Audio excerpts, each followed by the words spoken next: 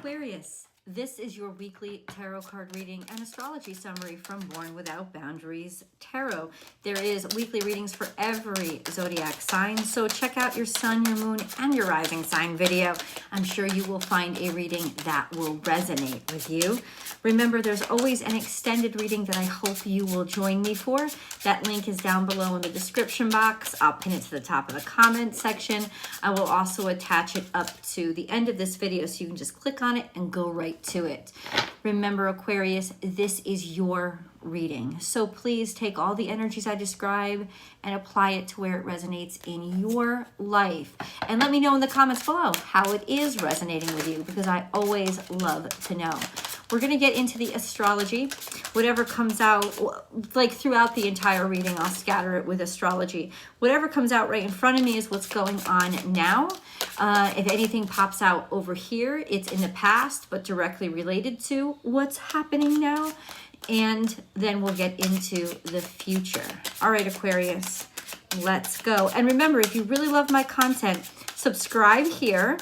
And then ring that notification bell so you know when I upload your favorite content. But also, I have a second YouTube channel called Astrology Motivation, where I go live every single weekday. And I would love to have you on the live chats. All right.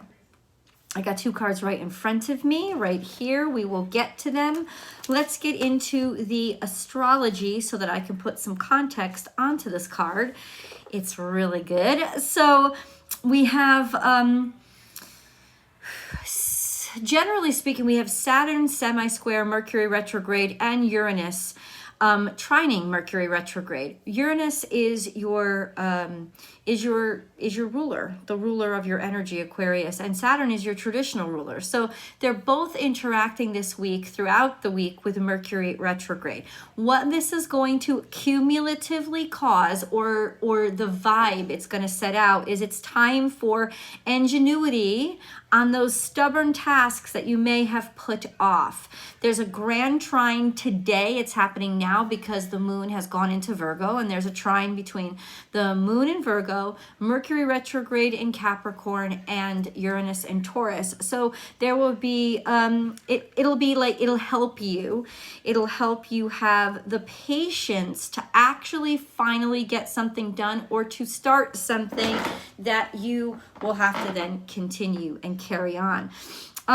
For Aquarius 1.5, let's say the beginning of Aquarius season, but it's like the end of the beginning of Aquarius season. So I would say January 30th to February 6th or 7th, energies around there. Your Venus is going to be conjuncting your natal sun. So all this week, you will be feeling especially beautiful. Now, throughout the week, that'll shift more toward later on in Aquarius season. So if you are basically Aquarius 2s, right? So born between, say, February 1st and February 12th, you're going to be really feeling this energy of Venus conjuncting your natal sun. And what does that feel like? Well, it feels like you're beautiful. You might want to beautify yourself. You might want to beautify your surroundings. You might now have a sense of confidence and also romanticness about your energy. So this is a really good time to attract people and to work on your own attractiveness. Now, there is... something that happens toward later on this week when Venus is finally in a 5-degree conjunction with Saturn. That'll start to happen especially for those of you who are born later Aquarius season. So that would be like the 12th, 13th, 14th, and on. You're going to start getting serious about relationships, or you're going to find yourself in the mode of getting serious about relationships or projects that have something to do with beautifying your home, your house, your surroundings, yourself, something like that. You're going to find yourself getting really serious about those things and being ready to commit. Or if you are totally single, this is the energy of finding somebody who could, this would be a wonderful energy to find somebody who you could go long term with. So just an overview. Now, the cards that come out, do they support this? Yes, they do. First and foremost, and together, we have the Star and we have the King of Wands. So either it's between you and a fire sign, Leo, Aries, Sagittarius, a fire sign masculine. So this would be somebody that really owns and understands their own creativity, their own effectiveness, their own sense of self, and their own, maybe your own creation, something that you have created, maybe being recognized as the leader in something that you have created, or finding that you are taking a leadership role because of something that you created, or because of your line of creativity, like whatever you do, whatever you're into. This is a sense of suddenly something really blowing up for you in terms of notoriety and recognition. So this is an exceptional energy. This is also a very virile energy. So there's a potency here where, there will be like sexual energies are running really high, and you should enjoy this. There's nothing to not enjoy about it. This could also mean Aquarius plus, like I said, fire sign. You could be coming involved with a fire sign. Things will be very romantic, very intense, and very certain between you. Like you could get serious really quick, or if you're already with somebody, this will almost renew your vows, like recommit yourself to them. You'll feel the passion as if it were new. Now, just the conjunction with Saturn, for those of you later on in Aquarius, so, say the 12th to the end of Aquarius season, this is a serious time for you because Saturn is here with you now. Saturn is going to be conjuncting your natal suns over the next couple of weeks. So there is a sense for you guys of getting serious about something, or finally being taken seriously. So I love that energy for you, to be totally honest. But when Venus comes in and next week starts to conjunct all your signs, it will be a Venus-Saturn conjuncting your natal sun. So there will be a sense of almost like firming. People will love you, but will also take you seriously. And I really love that vibe and that energy for you. So this is a wonderful time to focus on your success and succeeding. And the cards absolutely support 100%. They support all of that energy. So let's get into more cards, shall we? So we can get into some of the details. Hiccups along the way. I mean, I don't really see a lot, except this sense of, I actually see this as being a very productive week for you, including with the astrology. But hold on. People may, in some ways, start to scrutinize what you've said and start to take it too seriously. Let's put it that way. So it could be people maybe taking what you've said too seriously, and you may find that there could be a hiccup there. Like I said, leave your comments below if you are experiencing this. There is some sort of heartbreak or sadness or stress or upset, frustration, or concern that's going on with a defeat. So it's almost like, let me say this, I couldn't love this more. You're defeating heartbreak. You're done with it. You're finished. I don't think this is you being defeated by heartbreak. I think this is you defeating heartbreak, which means that if you have felt heartbroken, that heartbreak is over. You're no longer feeling that. Why? Maybe because you met someone new, baby.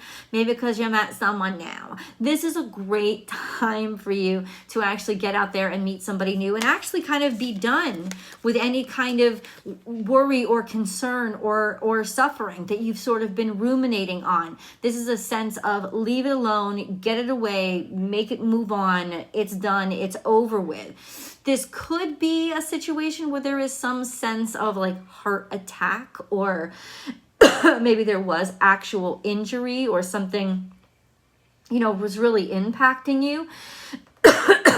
And defeating that, like getting after it and figuring it out and actually doing the work or paying attention in the areas that you need to pay attention to. Okay, so I'm gonna actually get in a little bit more into that energy, but I actually think it ends up being very good. Why? Because a negative plus a negative equals a positive. They cancel each other out. You have the 3 of Swords, you have the 5 of Swords. Those are both very difficult energies that create a lot of challenges and hardships and sadness. And when you put 2 and 2 together, it's like, no, done, finished. over with. The end of a really sad cycle, especially with regards to something that you have been working really hard on, or with all of your creative endeavors up until this point. It's like getting recognition, being seen. So hallelujah. I actually wish I was an Aquarius right now. I'm going to straight out let you know. Because with that Saturn conjuncting your natal sun, like especially toward you decant 3 Aquarius is, so Aquarius 3 is like the last round of Aquarius season.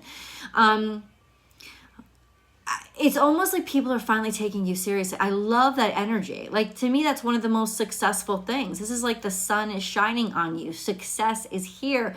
You've gotten it done. You've committed yourself. There's nothing you can't work out or haven't done, and you've done it correctly and you've done it right. So this is like a really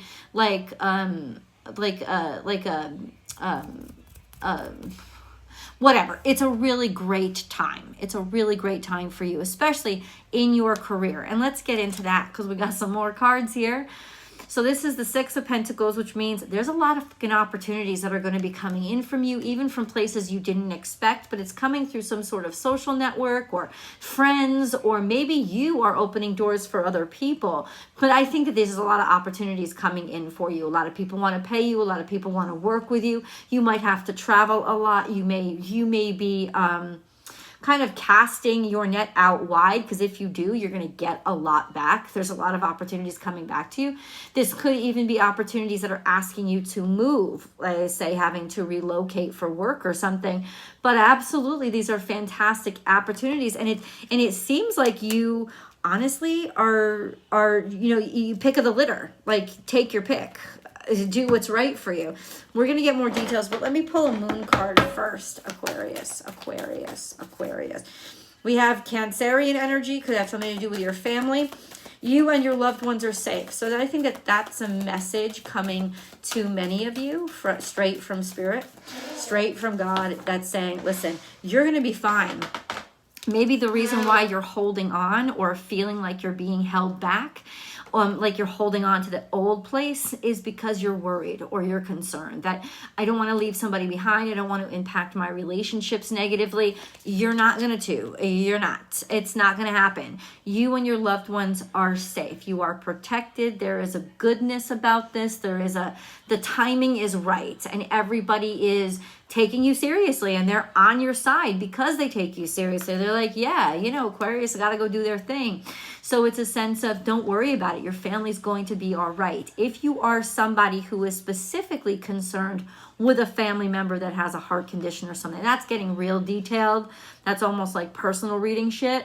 But it's saying, guess what? They're going to be good. They're going to be good. We're going to figure it out, defeat the brokenhearted, defeat the heartache, defeating it. So they're going to be safe. They're going to be happy. You don't have to be concerned with them, especially if your concern for somebody was what was holding you back, or saying, well, I better delay this, I better put this off.